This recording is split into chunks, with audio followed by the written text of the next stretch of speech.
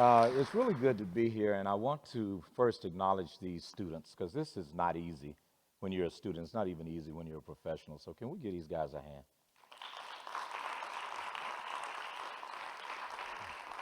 Thank you. I'm here to talk to you about two things that you would think just do not go together. Those two things are emotional intelligence and the laws of attraction.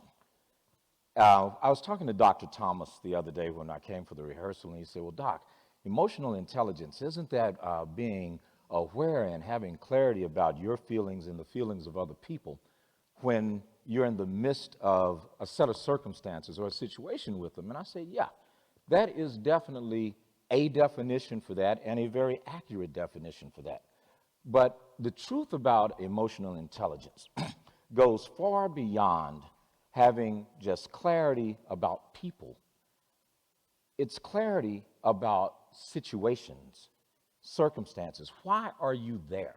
When you stop and think about, I'm in this situation, I'm in the midst of something. Now, what is that something? And more than likely, that something is a set of circumstances or a dilemma you may have encountered that you attracted into your life. And that's where the laws of attraction come to meet emotional intelligence. Like attracts like. These things that you expect come to you. What we believe is that if we say some affirmations, if we take a moment and visualize something, do a vision board or something of that nature, that's what's going to happen, but not true. As a matter of fact, if I say right now, do not think of a chimpanzee wearing a red tie and a blue and white pinstripe suit, whatever you do not picture this chimpanzee wearing this red bow tie and this blue pinstripe suit. What do you keep thinking of? The very thing that I told you don't think about, because that is where you are putting your emotion, that energy plus motion, and the more emotion you pour into anything, the more of that thing you receive. In other words, you can say one thing and do another. And as we well know, many of us typically say all the right things, but do we do them? If you don't believe me, go to somebody's house and look at all the dusty workout equipment. Look at all the diets that they tried. Go to a gym and look at the people that signed up that are no longer coming, because what we have done is we've taken the laws of attraction and misapplied them. We don't take serious the things that we feel we deserve enough in order for them to manifest into our lives. And how do you stop that? Real simple. Monitor what you feel. What you constantly think about, that is exactly what you get. If you keep thinking, my luck is never good. Everybody gets it but me. I'll never have that. I'll never live in that house. You know, that's for them, whoever them or those people are. When you constantly think about how much bills are, what do you end up with? More pink slips, more bills. When you constantly think about, I don't want to gain any more weight, or I need to lose some of these bad habits that I have. I want to stop smoking. I'm not going to smoke. What do you do the minute the pressure hits? You go get a cigarette and you smoke again. You get frustrated and you eat again. And as you continue to do these things, your thoughts and your feelings equal the manifestations that you get in your life. Here's the $1 million solution to that. First, monitor what you think about. Your mind, and you know, there's a lot of theories around this concept, but I'm going to tell you this. Everything that is seen comes from that which was not seen. That chair you're sitting in, the clothes you have on. Right now, with somebody's I did one time. Somebody figured, I don't know, a long time ago, guys should wear a tie. You know, we figured somehow that, you know, going on horses wasn't enough. Maybe if I can build this contraption, I could fly like a bird. Everything that we do started out in the unseen, and someone called those things that are not as though they are and brought them into manifestation. But here's the catch for you and the solution. You must understand that conscious thinking is not your solution. Conscious thinking is typically reacting to some set of circumstances. It's typically paying attention to that which is before you. That subconscious thinking, you will associate that with stuff like, have you ever driven home from work and you don't even remember driving home because something was just on your mind? Or you automatically get in the car and you just check for something without even paying attention to what you're doing. Your subconscious mind is the part of you that drives the outcomes in your life.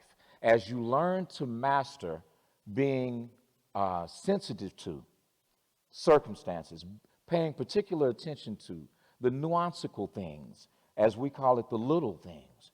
If you stop worrying about what happened in the past and feeling guilty, or being anxious about what may or may not happen in the future, and operate in right now, you will train your subconscious mind to begin manifesting the things that you truly desire.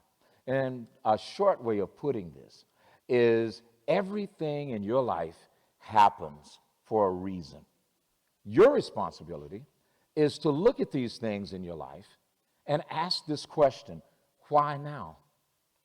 Why is this person getting on my last nerve? Well, they're probably getting on your nerves because there's some part of your character that is being reflected back to you through them that you need to work on. We get frustrated and angered and almost just discombobulated by that which we do not understand. You have to be willing to take the time in every moment, every situation in your life, and examine it for its meaning. You have to examine it for its purpose. You have to examine it to see, what is this supposed to teach me right now? In my practice, something that I constantly tell people that I'm either speaking to in lectures like this or even in my office is to stop being so reactive and become proactive. Don't wait to talk. Truly listen. Don't just see things. Look at them. You know, when you hear something, you're perceiving it at the expense of all the white noise or the debris that surrounds it. When you look at something, you are deliberately ignoring things that otherwise could distract you. It takes effort to be successful, but the greatest effort is mastering how do you use your mind. As we evolve, and I'm not getting into some religious stuff, so there will be no offering, you don't have to panic, but we came from somewhere. We were received of a greater source and conceived when our parents decided to confirm that. But my belief is before we get here, we made a decision while we were coming. And we came to experience the contrast and the challenge that everyday life presents to us. See, your creator, which you are a co-participant in that creation, is smarter than you think. As a matter of fact, you can figure out exactly what everything means in your life by asking one question, one word: why? And it's okay. You know, even in dating, ladies, it's good to look at a guy and say, well, why are you here?